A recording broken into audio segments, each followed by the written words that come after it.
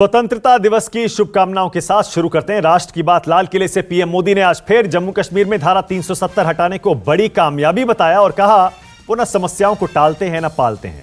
PM बोले जो काम 70 साल में नहीं हुआ नई सरकार बनने के 70 दिन के भीतर उन्होंने कर दिखाया। इस बीच संयुक्त राष्ट्र से भारत के लिए एक फिक्रमंद करने वाली खबर आई है। सुरक्षा परिषद कश्मीर मसले पर बैठक करने को तैयार हो गया है। दरअसल चीन की गुजारिश पर यूएन ये बैठक करने को तैयार हुआ है क्योंकि चीन संयुक्त राष्ट्र सुरक्षा परिषद का स्थायी सदस्य है। पहले पाकिस्तानी विदेश मंत्री शाह महमूद कुरैशी ने यूएन को चिट्ठी लिखी थी जिस पर चीन का समर्थन मिला और अब कल सुरक्षा परिषद में ये बैठक हो सकती है। राष्ट्र की बात में हमारा सवाल यही है, कश्मीर पर अब पाकिस्तान और चीन से कैसे निपटेंगे मोदी, क्योंकि पाकिस्तान के समर्थन में खुलकर आ गया है चीन। पाक और चीन से कैसे निपटेंगे मोदी और क्या फिर संयुक्त राष्ट्र में मुंह की खाएगा पाकिस्तान? जम्मू कश्मीर और लद्दाख सुख समृद्धि शांति के लिए भारत के लिए प्रेरक बन सकता है। लाल किले से 1.5 घंटे से भी ज्यादा भाषण दिया, पाकिस्तान का नाम एक बार भी नहीं लिया, जबकि कल अपने आजादी के जश्न में इमरान खान पौना घंटा सिर्फ हिंदुस्तान और कश्मीर पर ही बोलते रहे। आज राष्ट्र की बात में मेरे साथ बीजेपी से प्रेम शुक्ला जुड़ गए हैं, देख पा रहे हैं उनको आप अपनी टीवी स्क्रीन पर। यहां स्टूडियो में सलमान निजामी आ गए हैं, कश्मीरी नेता हैं। मेरे साथ यहां निगत अब्बास भी आ गई हैं, एक्टिविस्ट हैं। और यहां स्टूडियो में हाजिक खान हैं, इस्लामिक स्कॉलर हैं। और जेके त्रिपाठी आ गए हैं, रिटायर्ड डिप्लोमेट हैं। आप सभी का स्वागत है। प्रेम शुक्ला, आपसे शुरू कर रहा हूं। प्रधानमंत्री ने जम्मू कश्मीर का मसले को सुलझाने का दावा किया 70 दिनों के अंदर, लेकिन वहां तो चीन उसको संयुक्त राष्ट्र सुरक्षा परिषद ले गया है। कल उस पर बैठक भी होने वाली है। ऐसा तो नहीं है कि हालात काबू से बाहर हो जाएंगे, काबू में आने के बजाय?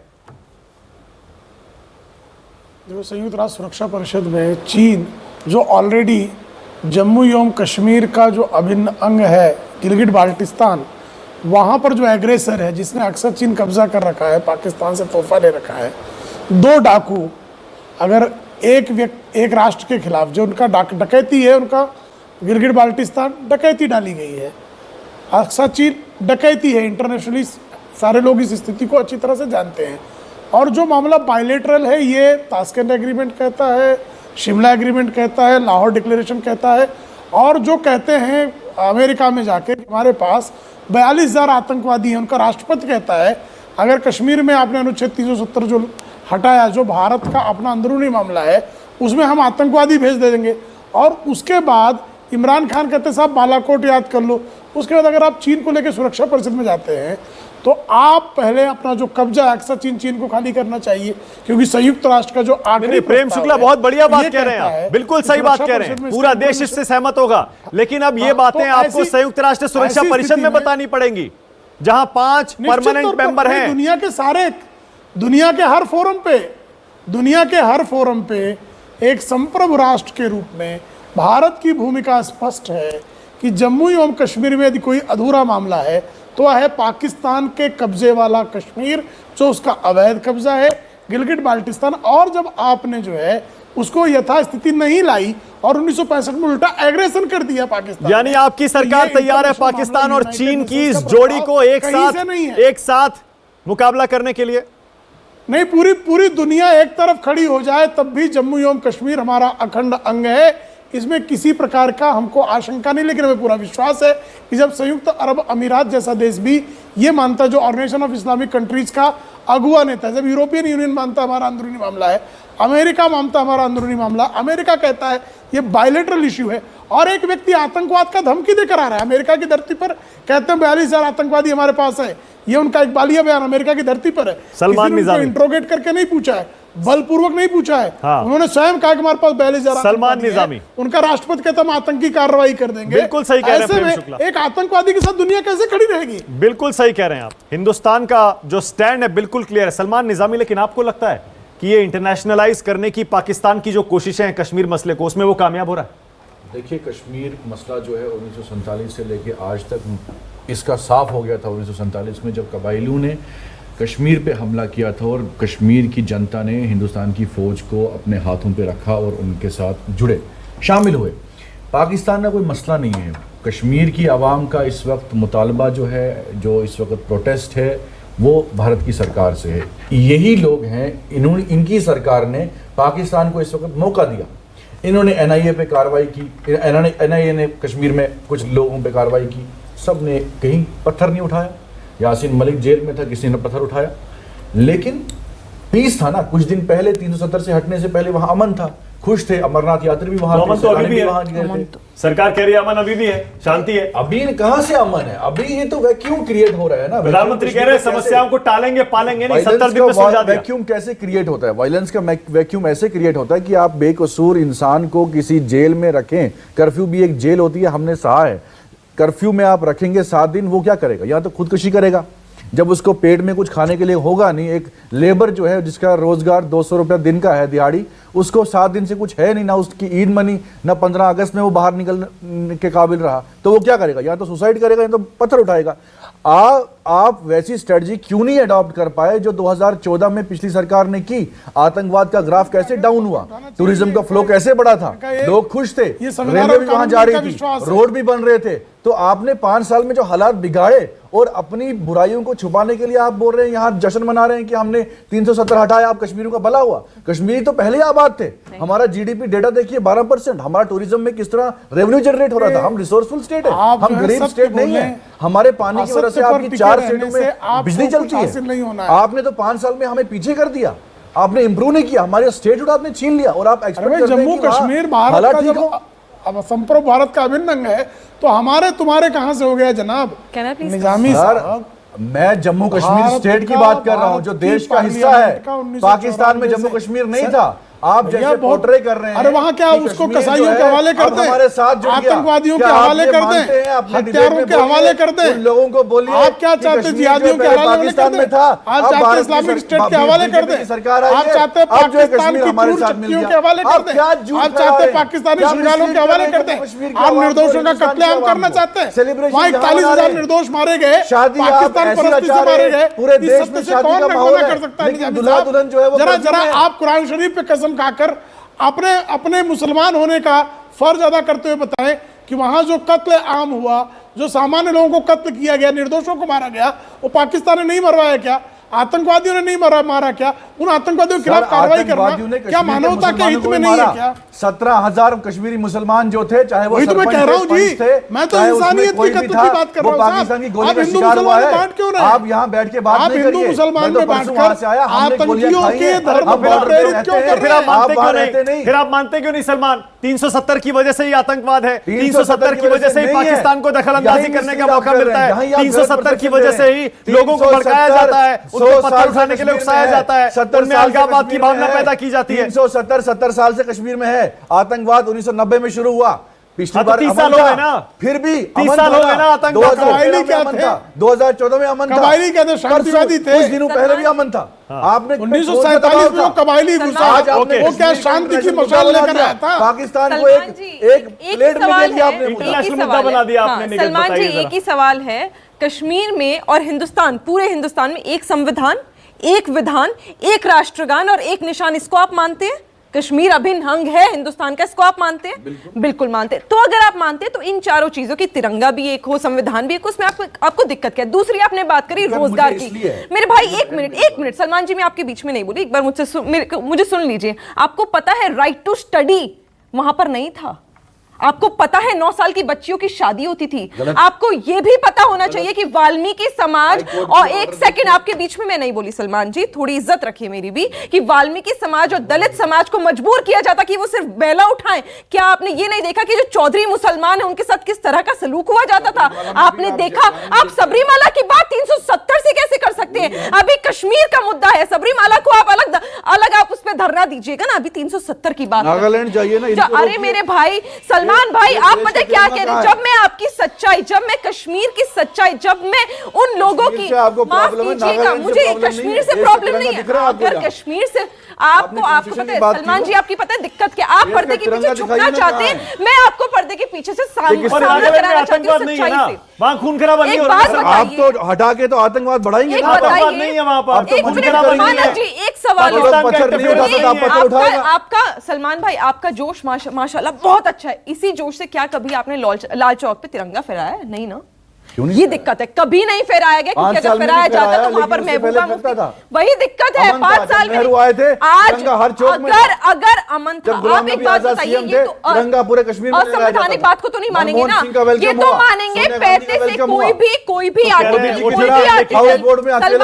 सलमान जी कोई भी आर्टिकल अगर जोड़ा या तोड़ा जाता है तो 368 के तहत एक प्रक्रिया फॉलो होती है। 35 से तो कभी हुई नहीं। ये कह रहे हैं इंटरनेशनलाइज कर दिया आपने, इंटरनेशनलाइज अगर हमने करा होता, पाकिस्तान को तो प्लेट में दे दिया। मैं वही बता रही हूँ भैया, आप बोलते हैं पीओके जो है, सलमान जी पीओके को हम लाएंगे। अरे पीओके वाले आज हमसे पूछेंगे, अरे पीओके को अभी साइड रखो, अभी तो हमारा तो स्टेट भी छीन लिया, हम क्या वहां नंगे रहे?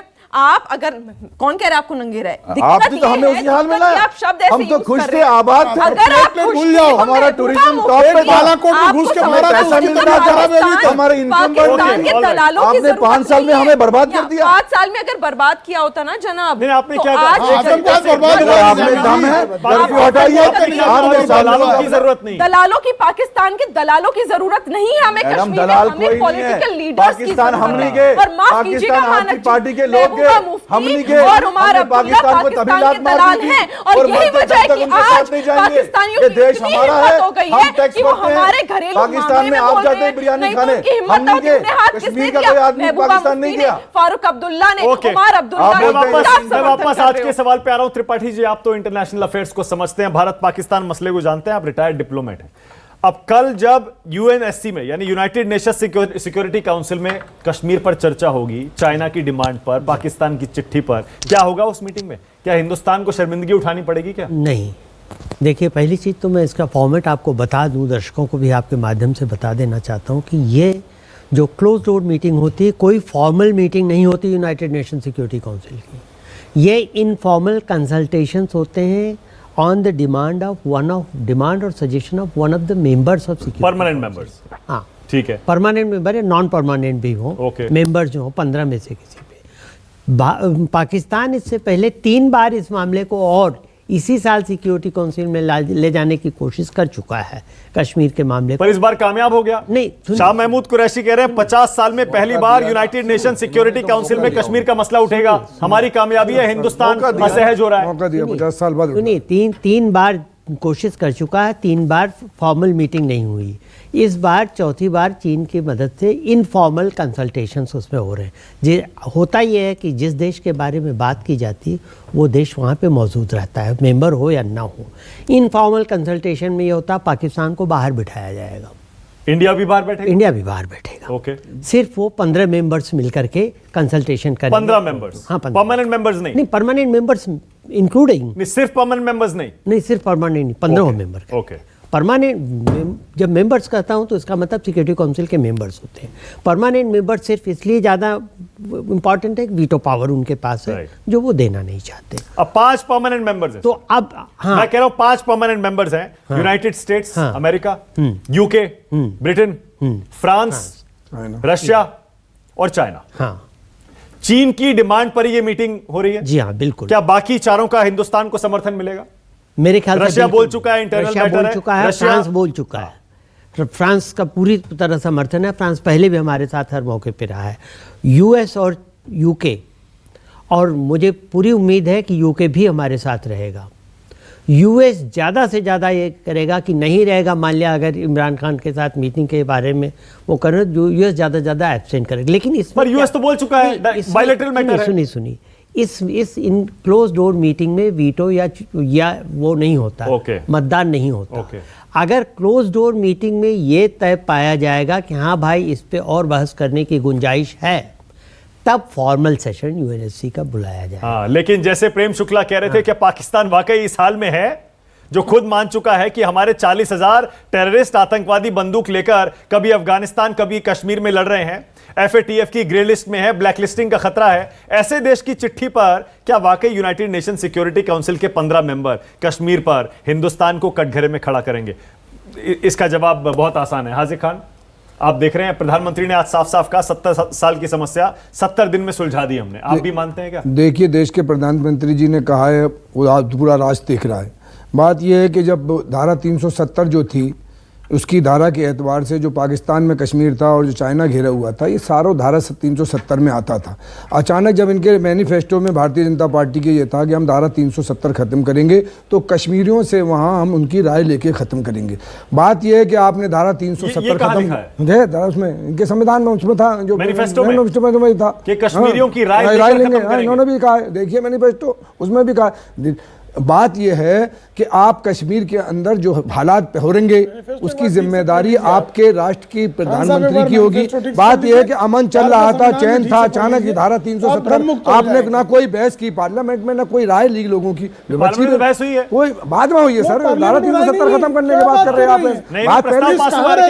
आप। दो तिहाई बहुमत मिला है, 2 तिहाई मिला जब आपने पास कर दिया, उसके बाद 2 तिहाई बहुमत से पास हुआ है, पास हो गया ना, 2 तिहाई से आपने पास किया, उससे पहले। और जो 370 हटाने का प्रस्ताव था वो भी बड़े अंतर से पास हुआ है। देखिए कश्मीरियों की राय लेना चाहिए थी, नहीं था तब भी लेना चाहिए थी। किसी का घर आप बांट रहे हैं, हम ये पूछ रहे हैं धारा 370 खत्म होने के बाद पाकिस्तान के कश्मीर की आपकी क्या जिम्मेदारी है? आपने छाती पीट के कह दिया हमारे पाकिस्तान का कश्मीर भी हमारा कश्मीर, तो अब उसे कैसे लेंगे? वो राष्ट्र के सामने रखना पड़ेगा। राष्ट्रीय ने उसमें हाजिर खान क्या ये कह रहे हैं प्रधानमंत्री ने लाल किले से आज खड़े होकर जब ये कहा कि हमने समस्या सुलझा दी, ना उसको पाला ना उसको टाला, क्या वो झूठ बोल रहे हैं?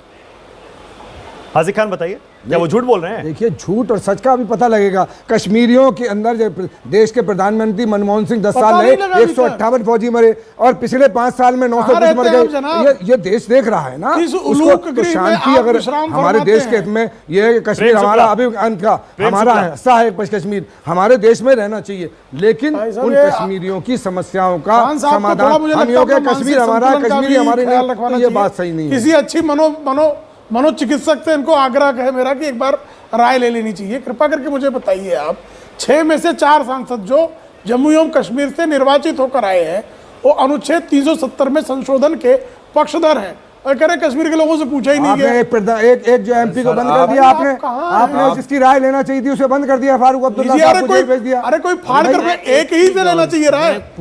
फारूक अब्दुल्ला साहब आए नहीं, उनको बुलाया गया, आइए निमंत्रण दिया, सुनिए किसने रोका उनको? भाई साहब कॉन्स्टिट्यूशन ऑफ इंडिया में एब्सटेन कर गए। क्या कह रहे हैं Salman Nizami? Constitution of India कहते हैं article 1 and article 3 of the Indian constitution does not permit parliament to downgrade statehood into a less form such as union territory. ये इंडियन कॉन्स्टिट्यूशन कहता है। तय करने दीजिए। नहीं, आप सुप्रीम कोर्ट को कैसे तय करेगा? दैट मींस कि सुप्रीम कोर्ट को नहीं मानते हैं। नहीं सलमान, दो बार के अंग्रेजी का रद्द क्या जाने साहब संविधान में बाबा साहेब ने क्या आप कॉन्स्टिट्यूशन को मानते ही नहीं है ना, यही तो आरएसएस है, यही तो आरएसएस है, ये इंडियन कॉन्स्टिट्यूशन को मानते हैं। हम मानते हैं ना, हम इसको दिल से अपने लगाते हैं। अगर ये बोलेगा, अगर कॉन्स्टिट्यूशन बोलता है सलमान निजामी कह रहे हैं संविधान को मानते नहीं है, सलमान निजामी ये भी चल रहा था। नहीं, फिर आप ये भी कहिए कि संसद में जिन जिन दलों ने, जिन जिन सांसदों ने 370 हटाने के पक्ष में वोट दिया था, वो भी संविधान को नहीं मानते। उसमें बहुजन समाज पार्टी भी है, उसमें आम आदमी पार्टी भी है, उसमें एआईएडीएमके भी है, उसमें बीजेडी भी है, उसमें टीएमसी भी अब्सटेन कर गई। सिर्फ कांग्रेस और लेफ्ट ने खुलकर उसके खिलाफ मतदान किया।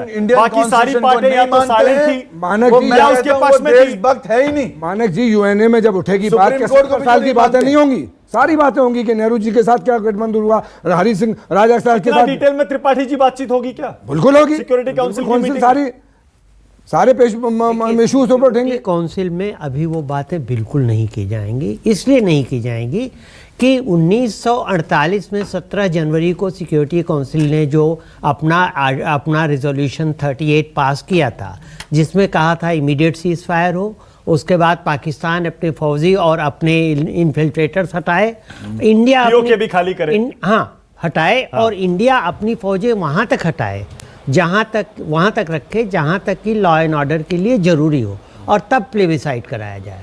अब पहली कंडीशन मान ली गई, सीज फायर हो गया, दूसरी पाकिस्तान ने मानी नहीं, तीसरी के लिए पाकिस्तान दुनिया में ढिढोरा पीट रहा है।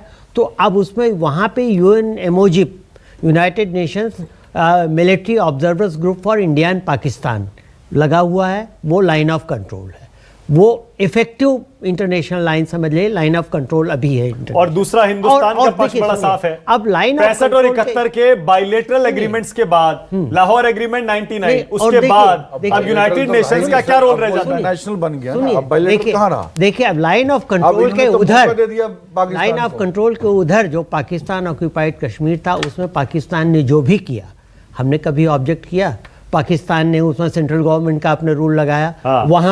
वहां पर दमन जारी है। ठीक है, मेरे पास टाइम खत्म हो रहा है। हमारे मेरे पास यहाँ टाइम क्या खत्म हो रहा है। हुआ? सलमान हम निजामी अपने कह यहाँ रहे कर हैं तो कि क्यों इसे पाकिस्तान बायलेटरल को से परेशान इंटरनेशनल इशू बना दिया है। इंटरनेशनल लेकिन सलमान निजामी, जहां तक हिंदुस्तान का सवाल है, अब जम्मू कश्मीर इंटरनेशनल छोड़िए, बायलेटरल मसला भी नहीं है, वो हिंदुस्तान का पूरी तरह से अंदरूनी मामला है, क्योंकि वो एक सर, हिंदुस्तान जब का वहाँ के केंद्र लोग- शासित प्रदेश वहाँ बन के चुका लोग जो है। हैं इस वक्त संसद के कर्फ्यू दोनों में हैं। सदनों से कानून जब लोग बनाकर साथ में नहीं उसे हैं, तो हिंदुस्तान का केंद्र शासित प्रदेश बनाया गया है। अब ये बायलेटरल इशू भी नहीं है। बहुत बहुत शुक्रिया राष्ट्र की बात में आ जाने के लिए। प्रेम शुक्ला आपका, निगत अब्बास, जेके त्रिपाठी, सलमान निजामी, हाजिर खान, बहुत शुक्रिया।